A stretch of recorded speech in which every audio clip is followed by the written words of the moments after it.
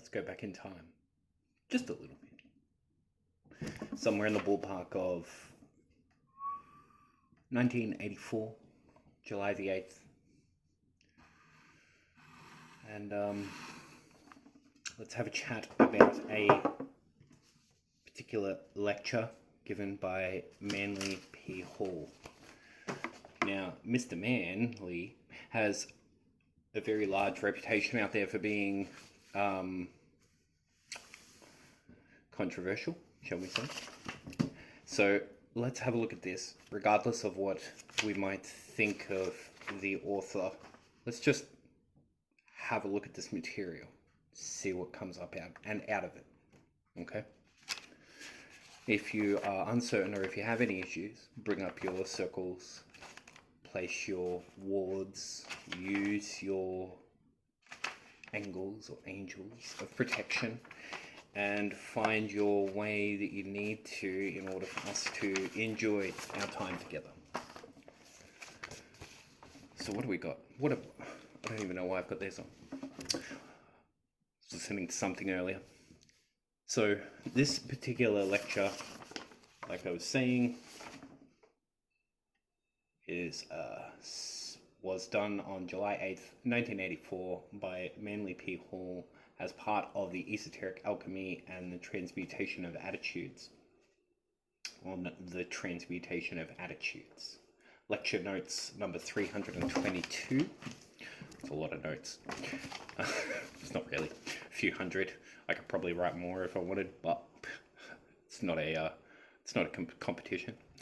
I mean, needless to say, with today's technology and everything else, you could get ChatGTP to write you more in less effort. However, to focus on the material today, we're talking about something that is fantastic when it comes to the explanation of things that have been seemingly misrepresented through history. Enough of me, I'll get straight into it. Esoteric Alchemy, the Transmutation of Attitudes. It was once pointed out by Raymond Lully, one of the great early alchemists, that the tragedy of the concept of alchemy was the transmutation of metals. Basil Valentine, monk of St. Bennet, would express the same thought in his book, Woe to the Gold Makers. The history of alchemy divides into two distinct branches that have descended from antiquity, possibly originating in Egypt. The word chem in both chemistry and alchemy is an ancient name for Egypt. Al is divine or sacred, and we find it used in the Bible in such terms as Elohim. Of course, the deity of Islam is Allah. The divine prefix would indicate that alchemy is a spiritual art, a divine secret science. The great texts of alchemy have come principally from the Hermetic background at the beginning of the Christian era, and probably there were alchemical schools in Alexandria at the time. There are also early records of alchemy in China and in India. It seems that from very far back there has descended a double concept of chemistry. A double concept, and this is the sort of stuff you're not going to hear in your main sort of conversations around alchemy. It seems that from very far back there has descended this double concept of chemistry. The physical chemistry having to do with those areas of knowledges which are now considered scientific, and spiritual chemistry, which was definitely a sacred art. In practice, the difference between these two systems was summarized rather well by Paracelsus, when he pointed out that the alchemical transmutation was impossible unless the alchemist himself was in the process of transformation. Today, chemistry is largely dominated by the profit concept. Today, chemistry is largely dominated by the profit concept, the idea of wealth. That all kinds of chemical experiments are being made for various reasons. Some of them very good, some of them very dangerous, but always with a certain concept of return in material wealth for the good or the evil that is done. Chemistry is largely a material art dominated by scientific inquiry and not in any way involving any necessary spiritual overtones. the chemist, does not have to be a person of great faith, does not have to believe in metaphysical or mystical procedures. He is simply working with physical texts and physical tests. The alchemist, on the other hand, has an entirely different perspective. Most of the alchemists were pious people, convinced that their advancement of science was a spiritual contribution to the well-being of society, and concerned with the development of their inner lives. Jacob Boehme, if I'm pronouncing some of these names correctly, I guess we will never know. Jacob Boehme used a number of alchemical terms in his mystical writings, and these have been confusing to modern students of his work. Actually, the use given by Boehme in most cases probably is the original intended usage, namely that alchemy is a great system of human regeneration having nothing whatsoever to do with the advancement of worldly goods or worldly position. In Europe, the alchemists were persecuted and in many cases put to the rack and tortured to death because the rulers or avaricious leaders wanted the secret of gold making. The moment the alchemist began to publicize this part of his belief system, he immediately opened himself to persecution, so that the gold making as a science brought many of the alchemists to destruction. Also, the manufacture of gold or any other precious substance without control by the state could result in the bankruptcy of the world, or even in control of the state might end up in the bankruptcy of the world, as we're seeing in today's economical climate. The question then remains, can gold actually be manufactured? Not whether it should or should not be, but can it be? I think the answer has to be in the affirmative. It can be. It also is obvious from recent experimentation that the subject could be advanced.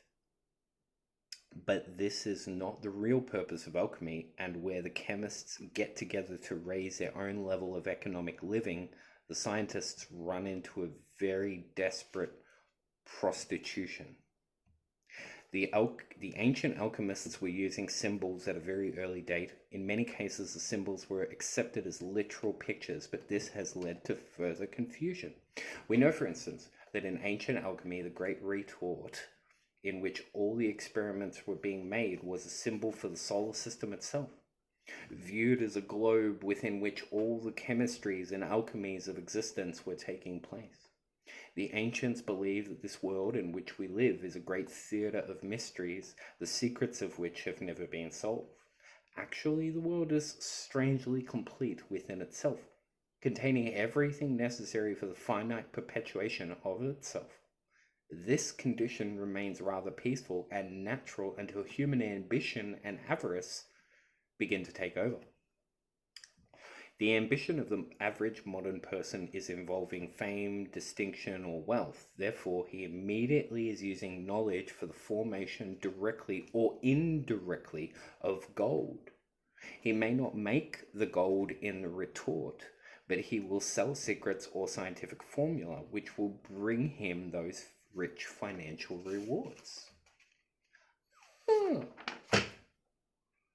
Numero 3. We might ask, what harm is this? One of the reasons it is extremely dangerous is because the momentum we begin to experiment with the basic laws of existence, we are very apt to forget their own integrities.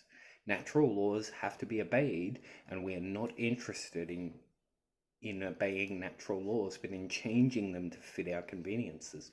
We want to use natural law to exploit the universe in which we live, and as a result, we are constantly in trouble and in the same dilemma that burdened the alchemist. Many, many years ago, there was an amateur alchemist here in Los Angeles.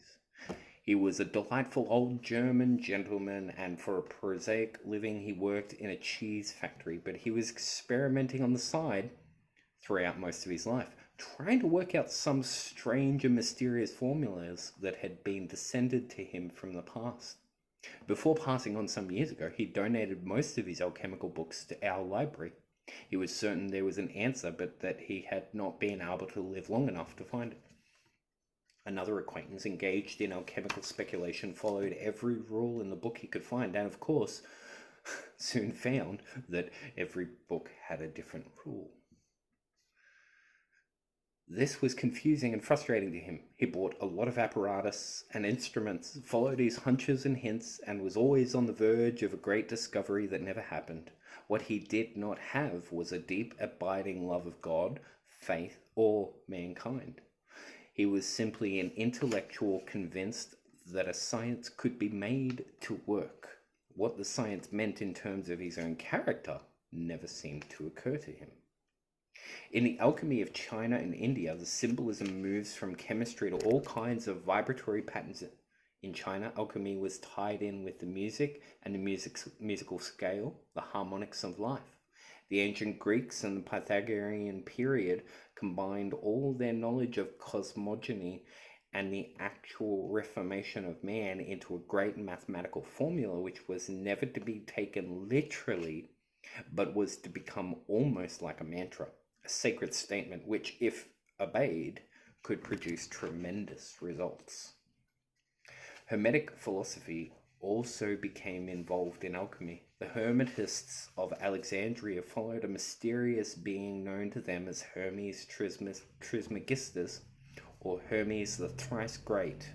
Who he was, when he lived, no one seems to know. Whether he was a production of symbolism or perhaps a great alchemical adept of some ancient time, we do not know. But in Hermetism, we begin to sense the beginning of the transmutation of man as the essential purpose of the great alchemical procedure.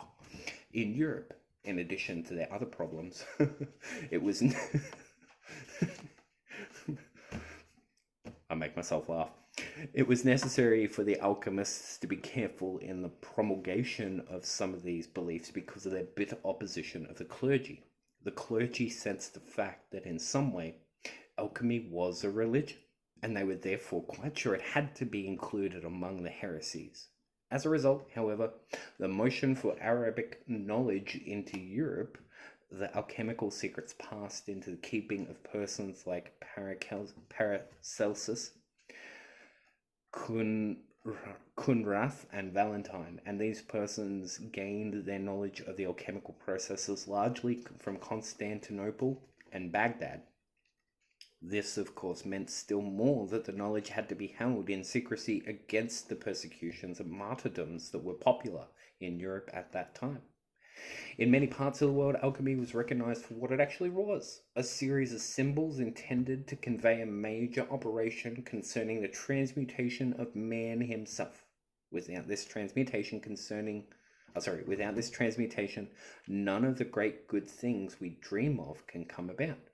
The elixir of life, or philosopher's stone, was that power by means of which all good things could come to pass, wherein all errors and forms of ignorance could be overcome, and the individual could gain complete control of not only his own life, but the laws governing it.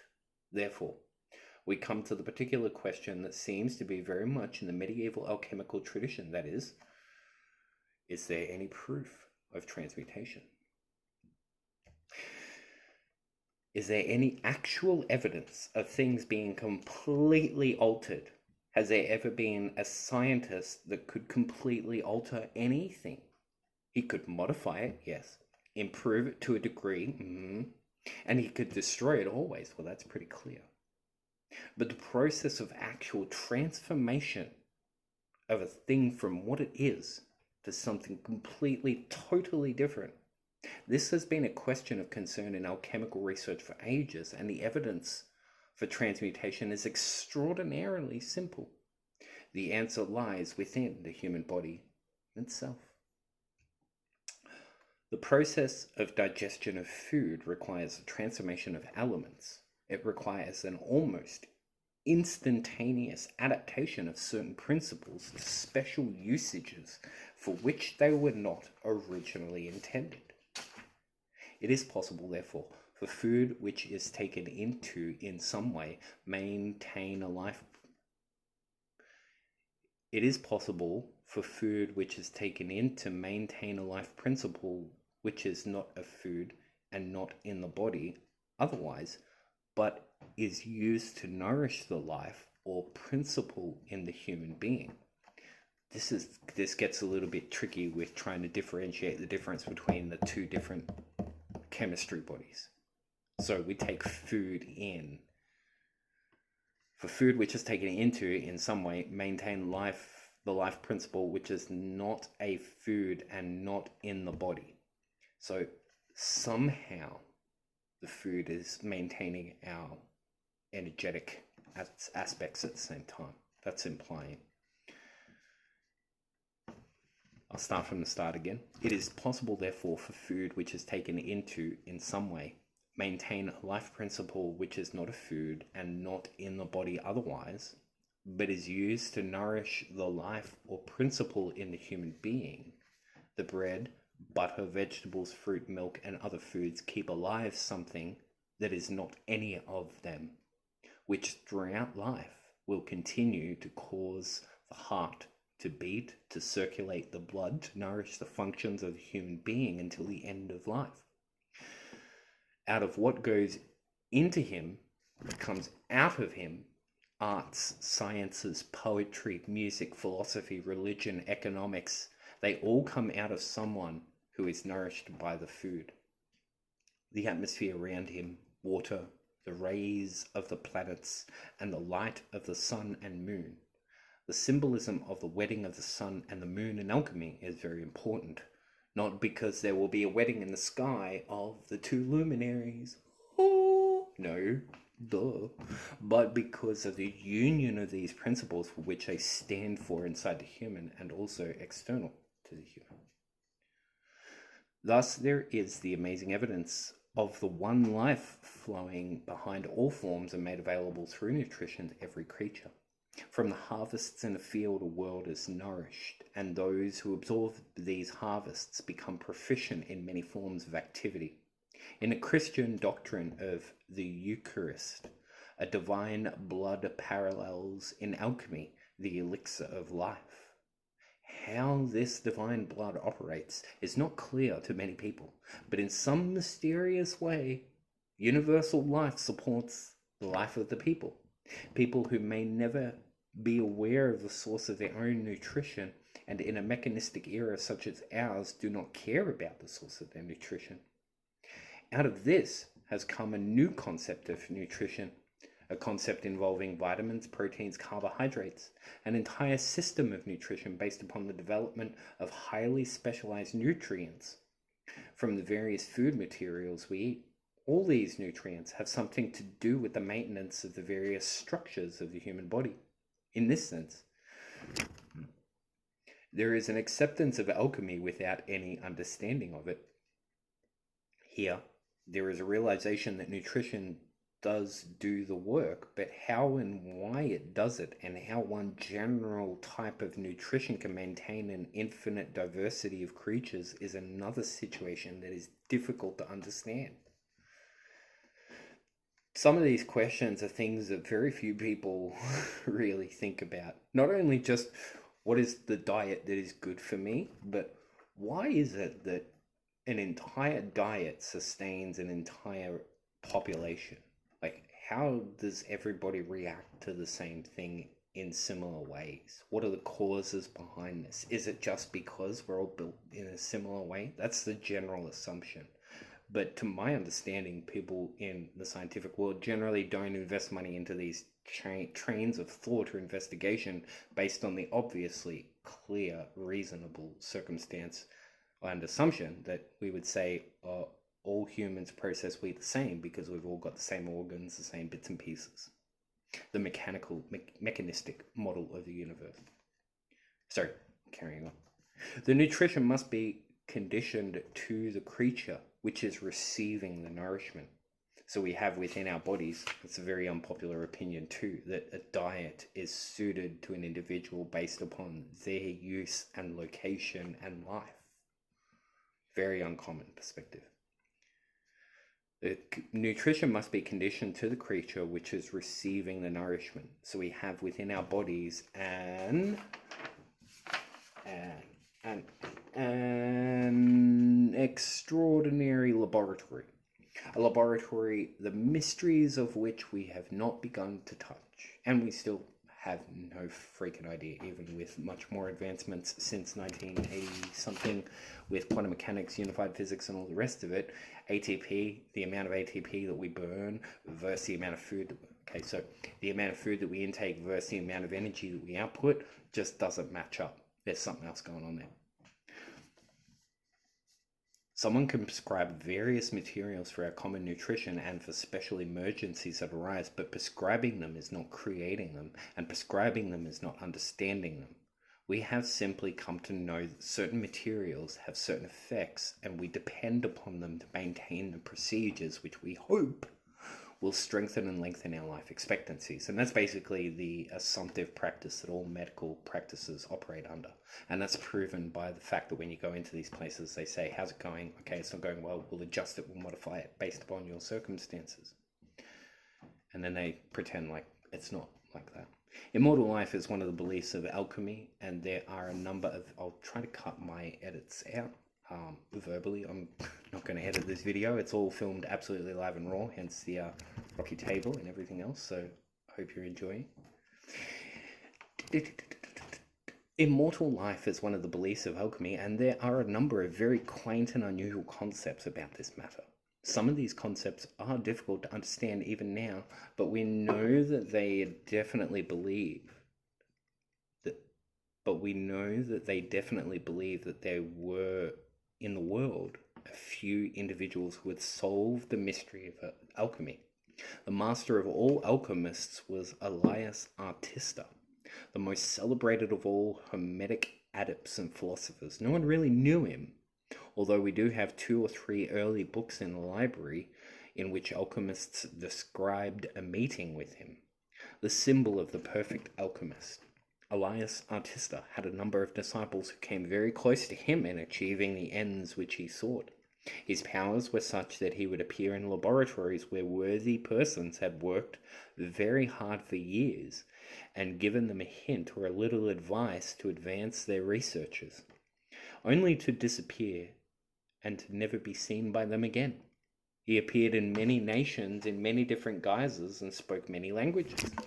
He is supposedly an eternal person, living on and on because there was nothing in him that could cause him to die. Death has to be the result of causes.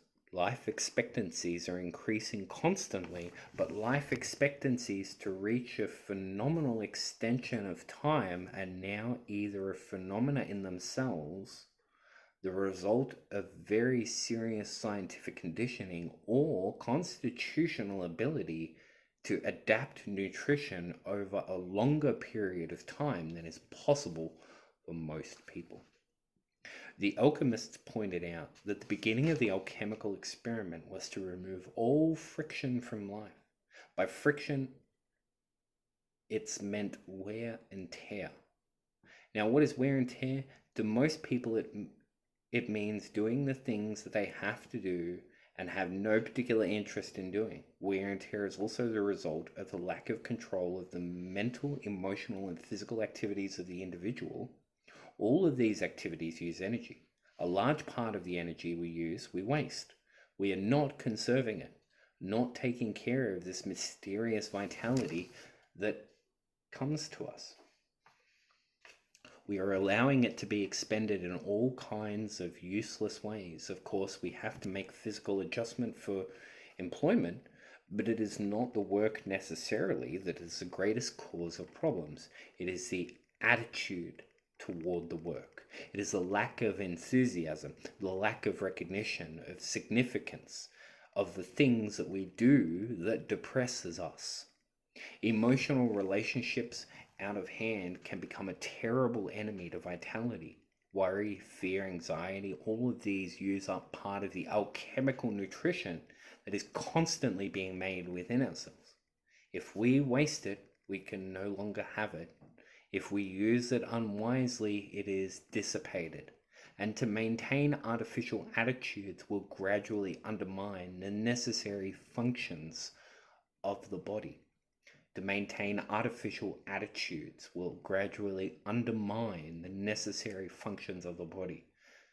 To labor under false assumptions of what you are and what is possible for you is going to have a larger wear and tear in his system than otherwise. The alchemist, first of all, declared that the master of all arts was God. Deity was, in a sense, the extra-personal perfect alchemist, because in deity, all things continue according to the divine will. How this will operates, man does not know, but he does recognize, if he is mystically inclined, that there is a tremendous background of eternal wisdom behind the happenings in nature. Deity becomes the perfect force behind generation and regeneration. Deity brings forth the seed, the plant, the flower, and the fruit, and then that seed becomes the next generation of the same. Alchemical symbolism is strange and obscure, but well worth trying to understand. We must begin with what the alchemist begins with, the base metals.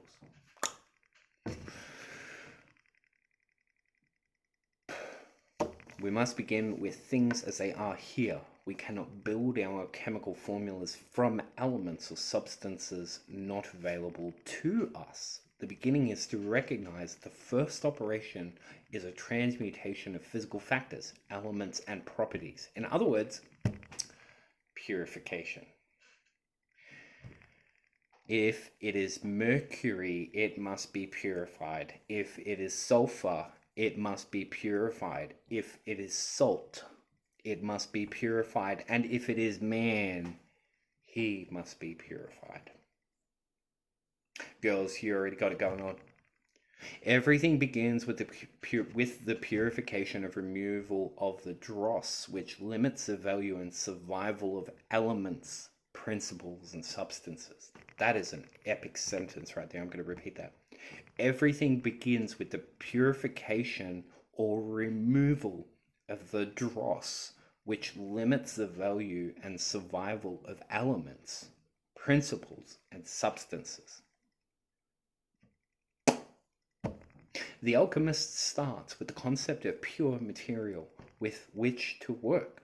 He is given various clues and keys on how to achieve this pure material. He might assemble it under certain aspects of planets, or wait until the moon shines upon the water before he uses it in his test tubes.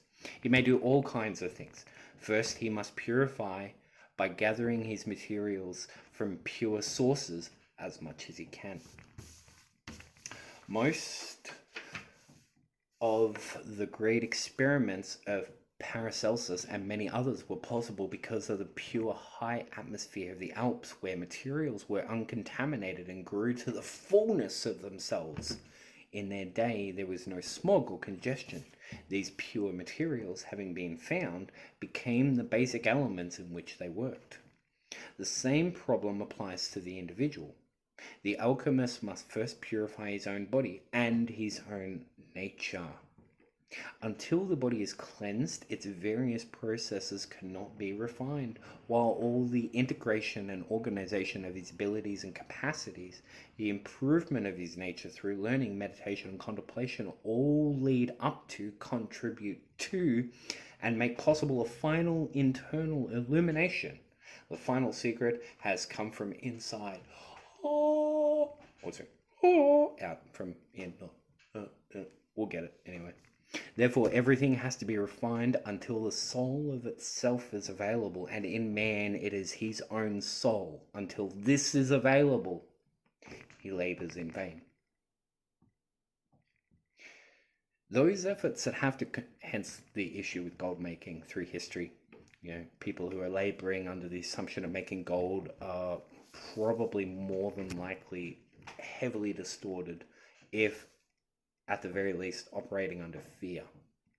If I don't make gold, this king is going to put me to the rack because I'm lying, right? Those efforts that have to contribute to this progress must be considered as disciplines or as first steps toward achievement. They represent, first of all, man's recognition of his responsibility to the life principle, which exists in him and in which he exists. This principle is divine, sacred, and the most valuable and mysterious thing in the whole world. Unless the individual is true to this basic principle in his own life and way of living and thinking, he cannot hope to advance in the cause of spiritual alchemy. For achievement, he must do everything possible to make his own life reasonable and normal. It's a funny word in our today's society. Wonder what normal was back in those days, Mr. Hall. Yeah, well, I can tell you straight up, I'm not there. I still have lots of imperfections about me that I'm working on. This does not mean that he has to depart from society or go into some refuge near the top of the Alps. Damn it.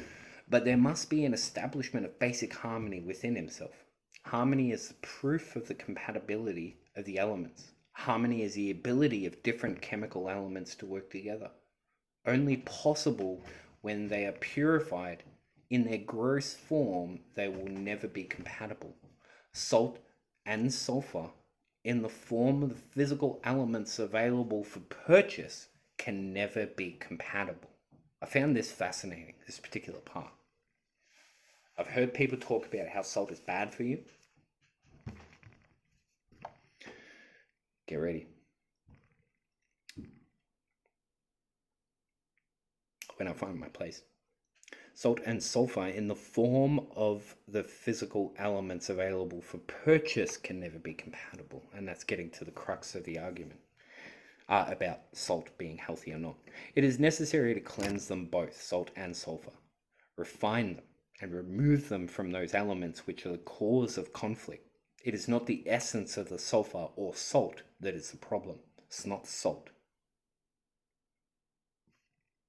It is the crystallization around them which comes into conflict with other similar crystals. So the chemical reaction that they have on the processes of the generation and the other ingredients used in the processes, and this includes natural processes like Himalayan or ocean salt. All of these things have external factors in the environment that impact the salt. Whereas if we're getting salts from, say, green leafy vegetables, these salts are bioreadily available rather than being mineralized salts. I mean external as in physical sort of mineral deposits, mineralized salts like that, because salt is mineral. So then, yeah, it's how these things are then picking up the memory of their connection with their environment and then placing them into this environment and then watching them go, hang on a minute, this is a different environment. What the fuck's going on here? Trying to figure it all out internally. Anyway. It is not the essence of the sulfur or salt that is the problem. It is the crystallization around them which comes into conflict with other similar crystallizations that are expecting something similar but different. The alchemist must put his own house in order. He is actually searching for something that is in its substance and essence completely sacred. Therefore, any other consideration is going to damage his probabilities of getting it. In order for God's house to remain clean, you have to use godly ingredients. The alchemical procedure most commonly known is related to one of two distinct ends. One, the creation of the philosopher's stone. The other, the brewing of the philosophical medicine, the elixir of life. The stone in itself represents the body of wisdom purified. The universal medicine represents the soul. The medicine of immortality must be derived from things that have a birth and death of themselves. In other words, the nutrition that is given off may cause the primitive element to be lost, but its power goes on. It does not die. It simply reincarnates on a higher level. When we take into ourselves basic elements, they are reborn in us and therefore pass through a process of evolution as they are used by the human being to maintain the economy of life. In that, I mean, I'm hoping that everybody's vibing and jiving with the ability to interpret this in your own internal landscapes. But this particular one, I feel like I should elaborate a little bit more for people who aren't familiar with this type of material. Earlier, when we're talking about the body being the laboratory of the alchemist, that's kind of what we're jiving on here a little bit. When we take into ourselves basic elements and they're reborn in us, they therefore pass through a process of evolution. So if you take, I'm just thinking really basic examples, okay, take in some calcium from some coniferous leafy greens, and you imbibe them, the plant material and the bits and pieces are kind of discharged through what we would call feces, and then the energetic principles of these shells are left remaining inside the body as they're being evolved into the collective. So every time we imbibe something, it gets written into our entire system. It's kind of like on a black hole. Everything on the surface of the black hole is all detailing the internal aspects of the black hole. Everything that falls into a black hole can be seen on the external aspects of it, apparently. It's just a fractal scale of internal, external dimensions and how they relate to each other. The alchemist must first find a quiet place to work. He must have his little laboratory. To the ancient alchemists, the laboratory was a furnace, a fireplace with some bottles and a few old books to guide his way. The meaning of the laboratory for us is actually a body free from interference. Laboratory. And confusion that we can retire into when we so will. Retire into. Meditate. In other words, the laboratory is our own internal, that part of ourselves which is always capable of being reduced to a harmonious situation. The personal life must be basically harmonious. Many people feel that this is not possible, that there is no answer to all these grievances and griefs that beset us and affect us. But the alchemist says, you are, after all, the most valuable thing in the world, and if you are hoping to get it, you must earn it by making adjustments that will never be required of anyone except for you and this particular purpose. Another way of saying you're very important. To create a quiet place within the self for the contemplation of the symbols of regeneration is very vital. This does not mean, however, that the person has to become a constant celled monk or mysterious acolyte. I don't know. I mean, it could. Maybe. What up? Who's to say? I don't even know where I was. Mysterious acolyte. He does not have to retire from life. He simply has to retire from confusion. He has to reject the idea of confusion from within himself.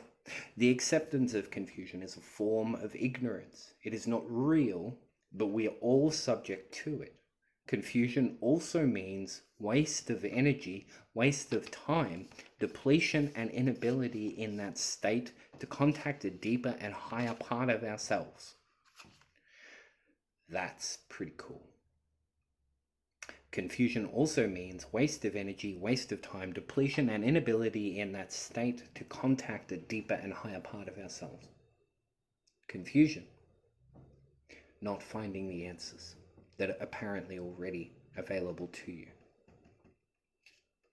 In the Oriental philosophies of yoga and Vedanta, the mysteries of the chakras equate with the 7 seals of revelation, and the 7 seals of revelation equate with the 7 sacred metals of the alchemical transmutation. Surprise!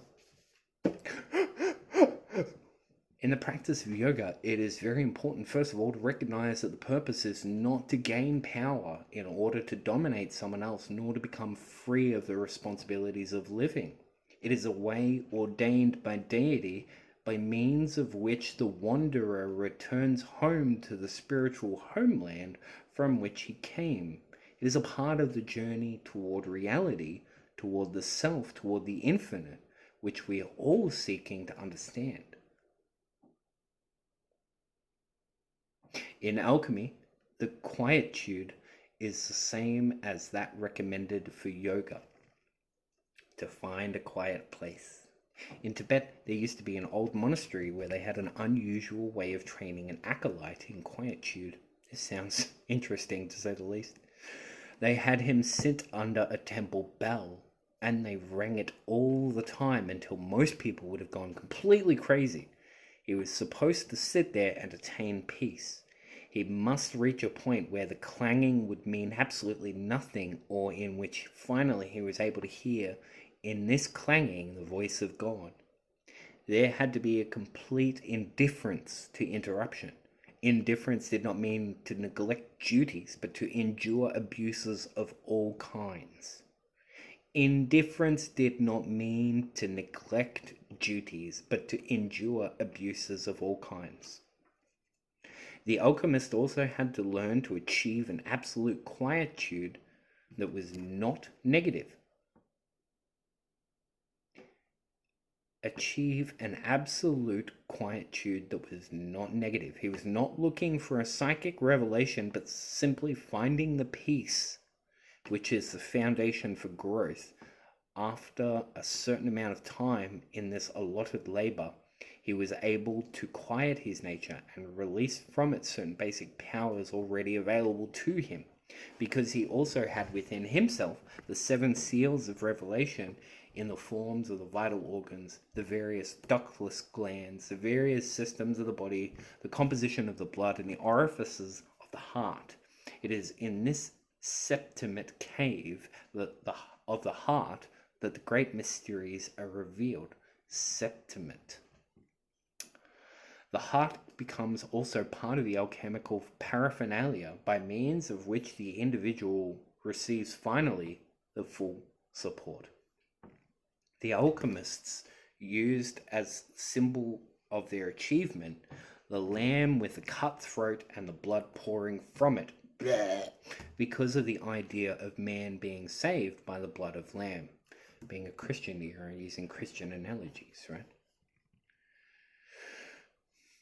The blood of the lamb in this case is actually the Eucharistic vitality which arises from the absolute sacrifice of all forms of negation and the purification of the life that flows through us through the wonderful possibilities of the infinite. The body can be considered alchemically the power of the moon. The body being subject to all kinds of digestive and assimilative processes, the lunar energies work for the maintenance constantly of the peace of the flesh, and the individual has to cooperate consciously with this process if he wishes to proceed further. The alchemist usually makes a disheartening discovery, at least at the beginning. It is that, essentially speaking, the body, which is the earth of the alchemical experiment, did not really do him very much harm in the first place. It was not the flesh, but the dweller in the flesh that was giving trouble nearly always. The flesh most likely was the victim, the daily scourge. It was being constantly beaten like some faithful animal by the ambitious, self-centered driver. The next thing was to determine what this driving force was, and that meant getting into the fire principle, or the emotions. Emotion is life. The energy behind emotion is magnificent. It is divine, but the use of which we put it is miserable in most cases. When we get mad, angry, or jealous or ambitious, our ambitions run wild. We do not like people or things. We cannot stand the daily problems of life and become beautifully and systematically neurotic. With all of these disagreements within ourselves, our emotions are constantly battling us with negative thoughts. There is also the temptation in and amongst all of this. If I'm going to put this much effort into it, what am I going to get out of it? This is one of the major temptations. Those working truly for the good of the great alchemical mysteries will be concerned only with the fact that it is the spiritual and moral necessity of their lives. That is the very reason why I'm speaking to you today, because I feel that is my moment right now, recording you this video. The negative, I don't even know why. The negative emotional factor which beats the body and uses up a very large part of the energy. The body, let me restart that. The negative emotional factor which beats the body and uses up a very large part of the energy of the body. The body is able to manufacture is a constant wasting of life. Man, I'm just not getting that sentence. 1 second. The negative emotional factor which beats the body and uses up a very large part of the energy the body is able to manufacture is a constant wasting of life. Okay, got it. It is a wasting of the divine power. Behind this problem lies thousands of years of tradition. We have always supposed that when we were unpleasant, we had a right to be. We have also believed that when we wanted to think ill of a person, it was our privilege. If we wanted to be angry and go into warfare, that was also a right of ours that was inalienable. Out of the emotional excess on the personal level are all the temper fits, poutings, and psychoses that we most dread. On the larger world field of the great alchemical retort, this misuse of emotional energy is war, crime, and all the difficulties that we most fear in our society. We need to rid ourselves of our own conflicts, hurt feelings, offenses, those things we want to do which we know we cannot, and the extravagance that demands we accomplish the incredible or be miserable. We have to get our own attitudes and our emotions down where they are reasonable.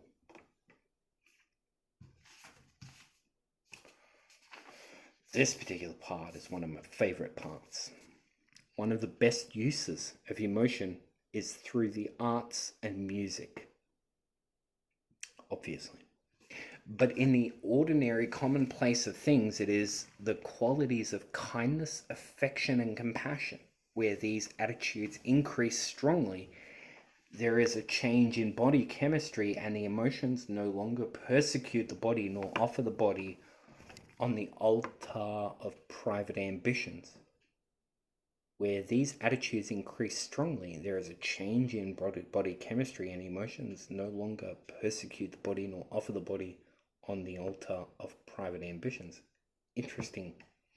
They no longer destroy, cause the nursing of grievances, nor the waste of time and energy in dwelling on past events. The thing of value from the past is experience, which is helping to make us better now.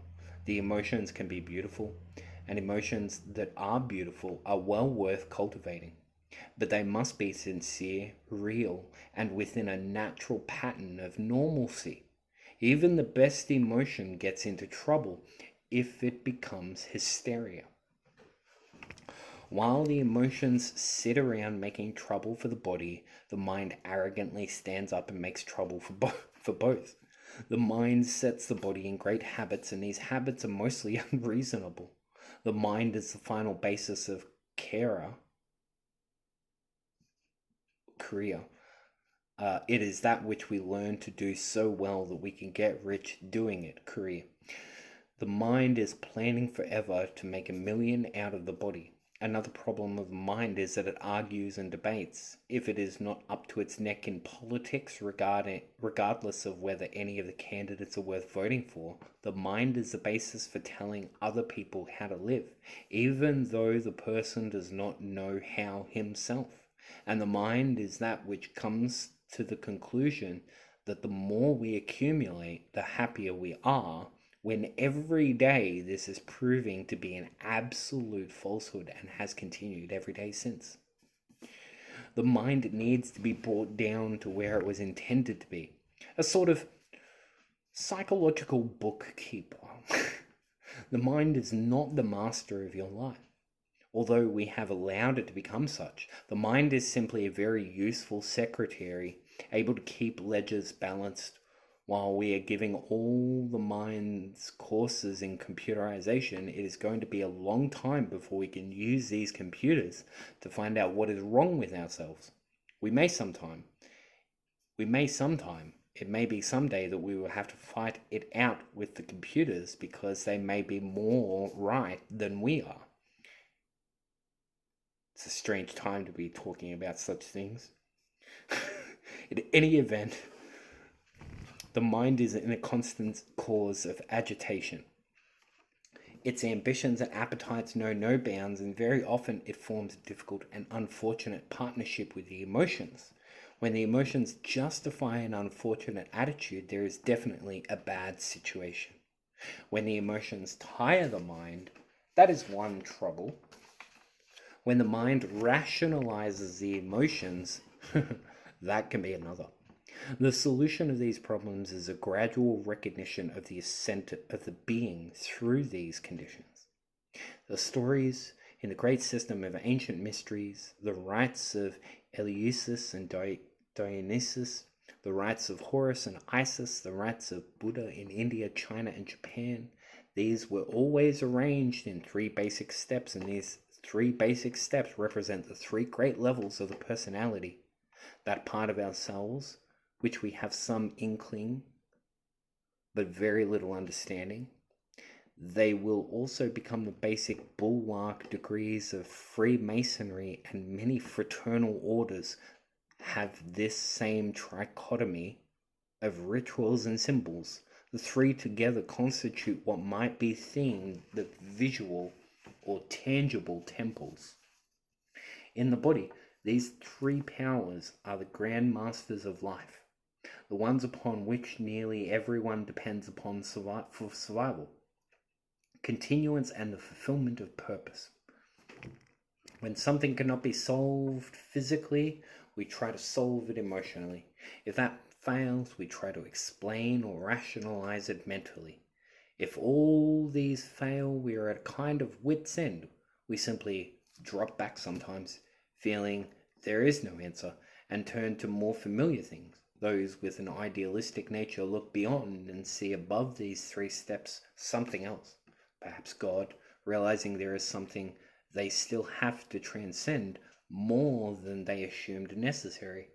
But for our personality and for the experiments of salt, sulfur, and mercury, there is the 3-fold body and the auric of magnetic field in which it functions.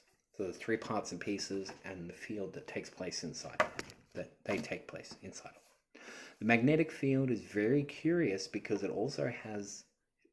is also a mass of chemical factors, a constantly changing compound of interactive energies. The magnetic field is like a bottle that is being violently shaken after a whole group of materials have been put into it. Looking at these situations symbolically, the magnetic field is a bottle containing the 3 parts of our lower nature, each one of which has a magnetic overtone. When we begin to realize this, we begin to see that we have interactions here as well as in the body. We have to explain, for instance, why a temper fit can cause a headache, or why indigestion can result in serious emotional complexes. The answer is that the troubles arise and the difficulties in the auric or magnetic field due to the intemperance of attitudes. If the individual is angry, the magnetic field blazes up and really practically burns out most of the other values, for the moment at least. If the individual is depressed, the magnetic field fades down to a shadow. If the individual is in a presence of contagion and is healthy, the magnetic field can protect him from infection. If, however, he is depleted and in the presence of contagion, he may catch the ailment. The magnetic field is in constant motion, made up of emotion forms, thought forms, bodily essences. If there is any deceit or falseness in the personality, it will show in the magnetic field. Although the individual may try to talk himself out of the problem, a temper fit can only be justified if it does not result in trouble in the magnetic field. A temper fit can only be justified if it does not result in trouble in the magnetic field. The magnetic field is not interested in excuses or explanations, but in the chemical interaction of values. When a value is perverted or misused, the magnetic field bears witness. The moment it bears witness, its resources are depleted and the individual does not feel so well. Little by little, abuse of various emotions, thoughts, and bodily function will result in the exhaustion of the magnetic field. When that exhaustion is complete, the individual simply leaves this world. He cannot function if the energy fields do not sustain him. Thus, it is very important to maintain harmony. One of the great principles of Pythagoras was that the world had to be maintained as a musical instrument, that it had to be in harmony always. In all ways. And the individual in his personal life is also a musical instrument. He is the Veena of Siva. The mysterious instrument plays a majestic music of life. If he mistakes his destiny or misuses his power, he's in trouble. Now, most of the alchemists got about to the point where they were beginning to sense some of these values, having gone as far as the mind could take them. They found themselves at the entrance to a promised land which they could not enter into. They did not know how to handle that which lay beyond. They had listened carefully, and as Faust in his library had read all the great books, they had studied all the mysteries, but there at least they stood with all their lore fools, no wiser than before. The great search ended in frustration, not in the great reward for which they had hoped. The only answer to this was to do what Lully, Valentine, and Kunrath and many others did: check over what had happened. What did happen? Why this sudden block that is impossible for most people to get through? The final realization was that this block was the absence of a faculty higher than the mind. The mind could only go a certain distance. Even the most beautifully trained mind could not fulfill the ultimate. There had to be something higher in the mind, without which the great experiment could not be performed. Even Elias Artista visited the alchemists. When Elias Artista visited the alchemists, he sometimes gave them a small amount of transmuting power. He put it in his ring, or he made a tiny vial which was worn around the neck, and 1 grain of this power could transmute 1,000 times its own weight into solid gold. There was a lot of talk about that, and the grains were few, but it was known that in some cases they existed. It was believed that Roger Bacon offered to finance the Crusades of England as a result of the ability to transmute base metal into gold suitable to be minted. The legends and fables continue, but the main story seems to be that Elias Artista, or one like him, appeared at the proper moment to give some type of instruction, something more than the alchemist alone had achieved. Elias never appeared unless the disciple was in every way worthy. He would never help any alchemist out of his own mistakes, but he would help them to progress beyond a sincere effort to a greater degree of accomplishment. In the alchemical tradition, there were 7 stages of adepts and masters relating to the science. It was a long journey at best, but a journey where every step brought with it a greater sense of inner security and sincerity. With the beginning of the 4th step under the leadership of a guide, or by means of the mysterious tincture, the alchemist received his first evidence that he was ultimately going to succeed. He received the inner message that the labor was not in vain. It was from a hope in the first 3 to a kind of mysterious, mystical uncertainty in the 4th level that made it possible for him to go on. On this 4th level of alchemy, we find the life of Christ as an alchemical formula. We also find, according to the Kabbalists, that the Song of Solomon is also purely a chemical formula in disguise. The Christian formula of the Christ mystery places Christ as final achievement of the universal medicine. In the alchemical symbols, pictures of Christ and saints appear in the bottles to indicate that this was the intention of the story, although most people did not realize its import. In the 4th step is the beginning of the integrated mystical experience. In other words, the 4th step was the awareness of the soul. It was what in Indian philosophy is the Buddhic state. It is the state of the individual suddenly becoming rational inside himself, achieving a sense of reality superior to thought, and also becoming for the first time capable of directing his own efforts by the very divine power within him, which he was seeking to release into manifestation. In the ancient Hermetic mysteries, the soul was a symbol of the alias artista, the adept. It was the one power in man capable of becoming the internal instructor, capable of becoming the source of inner enlightenment that cannot... What? I was thinking about something unrelated to this particular video. In alchemy, the cultivation of this soul power is perhaps most clearly defined in the writings of Boehm, the German theologian, mystical shoemaker, who was one of the greatest mystics of the Protestant world. Boehm was the one who finally realized that within himself was the adept. The adept was not someone wandering around outside, but the adept self, more or less in the same spirit of the leadership that we find in the psychology of Carl Jung, where the inner teacher becomes symbol of a master alchemist. At this particular phase, light begins to shine from within and clarity. The eyes begin to see through the blind spot in its center. The world becomes more and more translucent. The elements more and more understandable. Instead of seeing nothing but bodies, the intuitive mind gradually learns to concentrate on qualities. The intuitional mystical experience is one in which the individual sees things as they are and not as he has thought them to be. He sees not with his mortal eyes, but from an inner vision which projects a higher level of sight. To make it a little clearer, all things that exist have not only the visible forms of their existence, but invisible forms, the two bodies of chemistry. Each rock and pebble, each twig and flower is not only a physical thing, but a metaphysical thing. With the mind, emotion, and body, we see the physical thing with the physical power.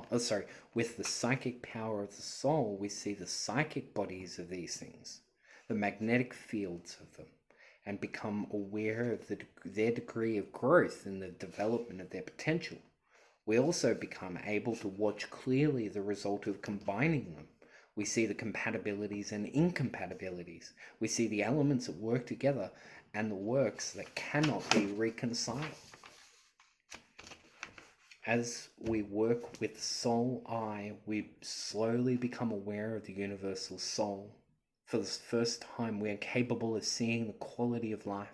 This is well noted in some of the early visions of the Platonic writers and many other mystics who are able to behold the invisible shapes of things, and in seeing their shapes, behold their natures. While the physical body cannot change greatly, the psychic centers within the body are in constant motion and agitation. It is then also possible for the alchemist to discover something that perhaps he had never fully realized before. He may have believed it, but believing and knowing are two different things. He knows that no matter what he sees or examines, there is nothing in the entire universe that is not alive. Even the grain of sand is a living mystery. Everything is alive. And in the great aliveness of things, the magnetic fields of all these different forms gather in the magnetic atmosphere of the universe. It is a very great and important subject for careful study. I'm getting the feeling his magnetic world is referencing our time-space astral world, depending upon your language or school of theology, belief system, cosmological standing, however you want to term it. Within the beginning of this dimension of value, the alchemist begins to discover how to accomplish the mutations which are necessary to his art. He knows the principle of sublimation. He knows the cycles of recapitulation that have to be used because gradually he sees that alchemy is only a symbolic representation of the entire process of universal activity. Everything is part of the same great pattern, and this pattern unfolds as we become capable of understanding it. The pattern itself unfolds. The pattern is never more nor less, but our relation to it is forever changing as a result of what we call personal growth. Finally, the individual, through an intuitive process, forms a reunion with the divine part of himself. Having formed this union with the divine part of himself, he then goes on to further steps of the great transmutations, finding himself gradually lifted up into the hierarchies of life, but never, however, for personal gain, never for glory, never for wealth, and never to escape pain. The pains and sufferings we have are the impairments which, by our own policy, we know no better. They are processes of growth which nature has presented to us for contemplation, in and which we must face whether they are happy or not. In time, we find the part of alchemy in the great universal plan of things. We find the planet itself is in a state of constant alchemical transformation. We know that the solar system is moving from one level of evolution to another, and the whole cosmos is coming more and more into perfect harmony with its own rules. The different forms of life have a tendency, as time goes on, to be absorbed into higher forms of life. It is not that sometime our planet will disappear or go forever and we will cease because of it, but that evolution is a growing. And when we outgrow the experiences that we are facing in the 20th century, we will no longer be subject to the confusion and sorrows of those experiences.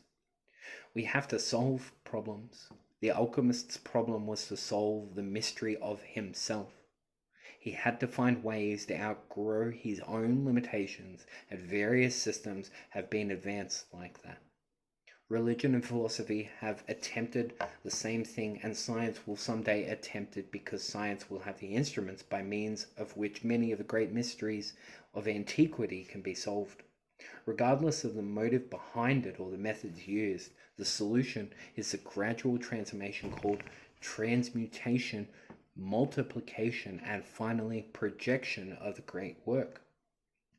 This is a marvelous wonder world of forces and values which work together with the music of the spheres, as Pythagoras called it, a universe of infinite integrity, infinite beauty, and infinite wonder, a universe which exists within ourselves as a potential of all these things, for there is nothing in the universe that is necessary to man that he does not possess, and it is perfectly possible to conceive the ultimate unity of man in the universe, not by his ceasing to be himself, but by outgrowing what he has come to consider himself, another problem that we all face.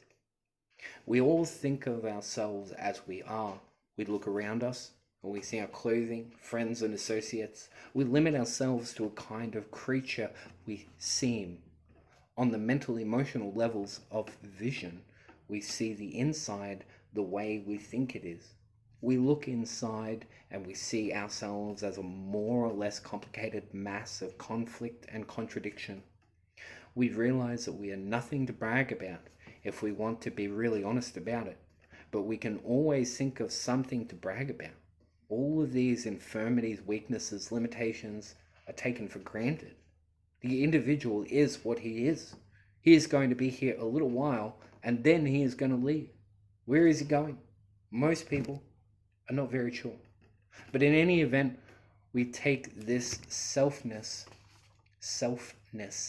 as it is to be ourselves. This selfness is the thing we have given the name John Doe to, and whenever someone says Trevor Popple, we stand up, we recognize ourselves as a separate entity somewhere in the world of creatures, and it never occurs to the average person that there is any real reason that he should be anything but what he appears to be, the external chemistry. There is no reason why he should give up all his pleasures for something he does not understand. There is no reason to assume that he can ever be anything more than he currently is. It is from that standpoint we are locked in the lowest level of achievement. About the only other answer seems to be to try to make as it is as comfortable as possible. That's basically where we are in as society at the moment. Comfort as an addiction. We do not want to suffer more than we have to. We do not want to do anything that is going to inconvenience us. We want to go along as well as we can until we leave. But this, of course, is a lack of aspiration. And has to be some aspiration or nothing works. Therefore, it becomes very necessary for the individual to sense that there is something more he could become, or he will stay the way he is.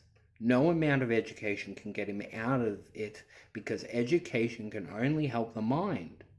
The mind cannot get at the facts, but the mind cannot get at the facts.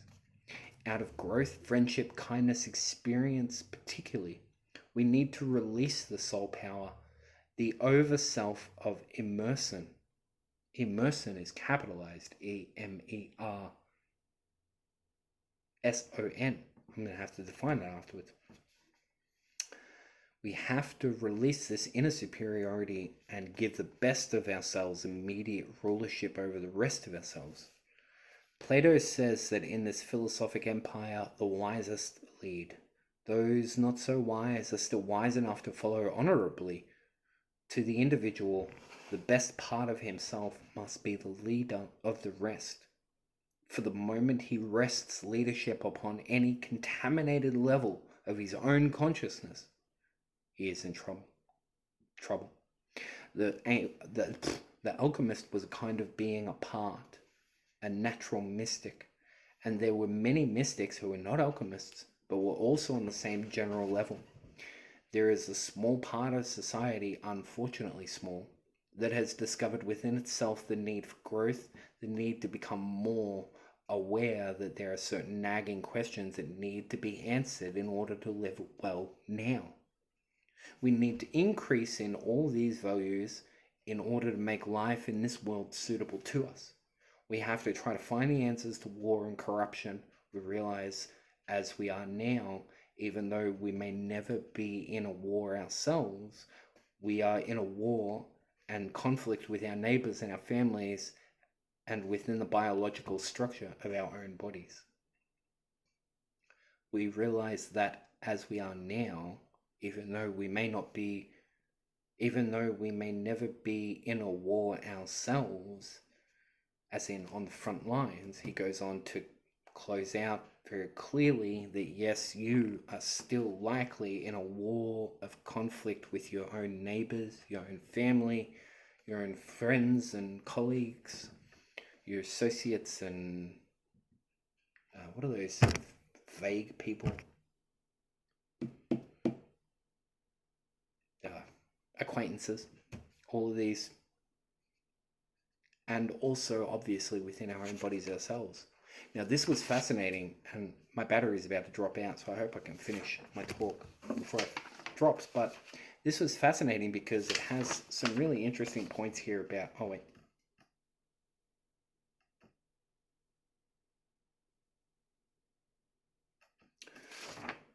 to finish off one last bit.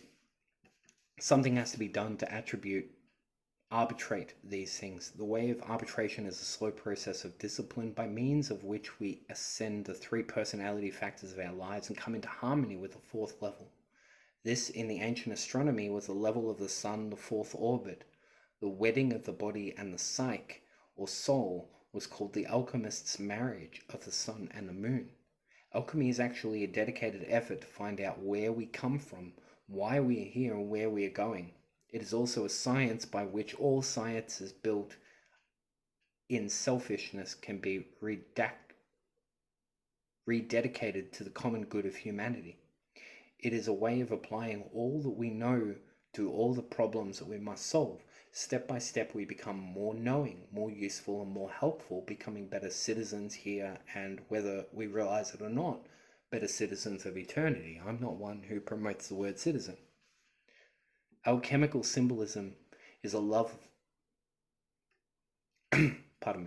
Alchemical symbolism is a lovely metaphysics, a gracious and beautiful approach to one of the great problems of daily existence. Every individual in his own personal life can be an alchemist, a worker with the divine chemistries of living. He can work with the chemistry of adjustments with society. He can work and discipline his own nature. He can develop integrities and kindliness and gradually transmute his life from a self-centered effort to succeed into a soul-centered effort serving the great causes of life. That's basically my aim. As these changes take place, the individual will find that he is being transmuted. Generally, I could concur. There is a being changed from a mortal creature to a divine being which was always there, always within him, but which was locked down. There is a life growing up within that has to grow to know, has to develop its own potentials in order to be able to learn, and which in one way or another, through the problems of life, will ultimately be impelled to decide itself to the service of that which it needs to know, as all things are of service. So, as such was the works published simply as the Esoteric Alchemy, the Transmutation of Attitudes, Lecture Note 322, Manly People. Well, thank you for coming along. Thank you for enjoying a little bit of a read with me, and I hope that you didn't go to sleep. Yes, anyway, speaking of, I'm going to go do just that. And I'll probably cover tomorrow some of the more notes that I've got about it, but I think an hour and 16 minutes is probably long enough for one video.